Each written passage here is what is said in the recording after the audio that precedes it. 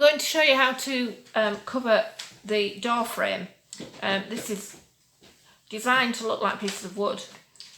In your kit you will get a selection of textured papers. This is the Artist Hideaway kit, so we've got the pink, the purple and the fresh white, and it's the fresh white that we're going to use to cover our stonework.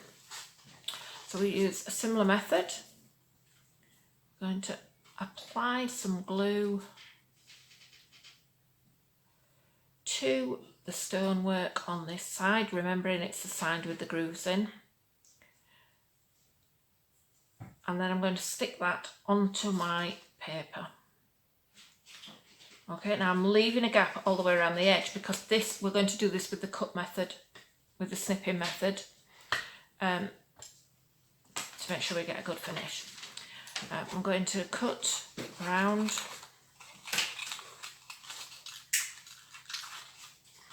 leaving about 8mm all the way around.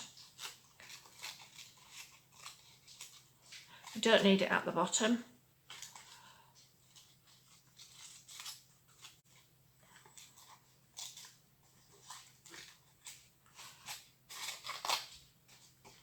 And then we can snip roughly around the shape, like so. Now this is the trickiest bit, the fiddliest part of the door. So we're going to cut the corners here. This is up, you'll see the diagrams for this on your instruction sheet in the kit. And then we just snip all the way around.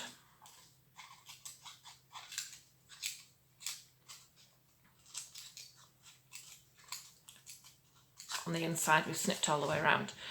Right, on this part, because we've got an uneven edge, we're going to snip in between each groove.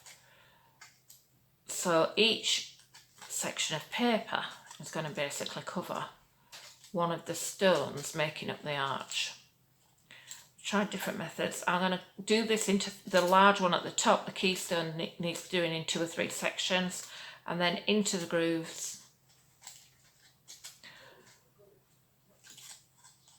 All the way around. And then it's a case of, managed to get paper in my glue pot. It's a case of adding glue to the edge and the back of the, and moulding the paper around the shape of the stone. Now, because it's a textured paper which is slightly thinner and it's flexible, this type of paper has got a bit of flex to it, you can mould it quite neatly round. Practice makes perfect, and don't worry if you get a few blemishes. There's ways of covering those up. Just be careful to keep the finger that is holding this side free of glue, or else you may pull some of the paper off again. But you can always patch it if that happens. So you can see what we're getting is we're getting the shape of the stone. So we'll continue doing that all the way around.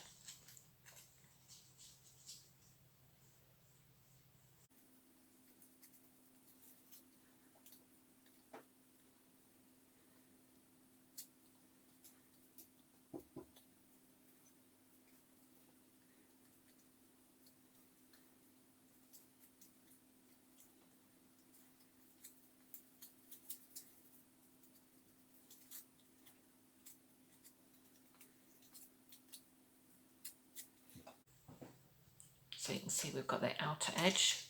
Now we're going to do the similar method on the inside. It's not quite so fiddly.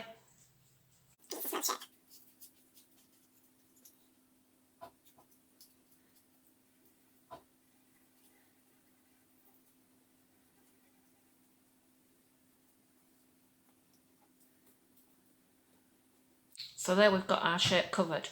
Now while it is at this point, you need to put a coat of glue over the top surface. I do it half and half to start with, and just run a thumbnail or a matchstick into the grooves and it'll push the paper down. Now depending on the colour of paper, you'll get more of a colour seep through, but that makes it a more natural look.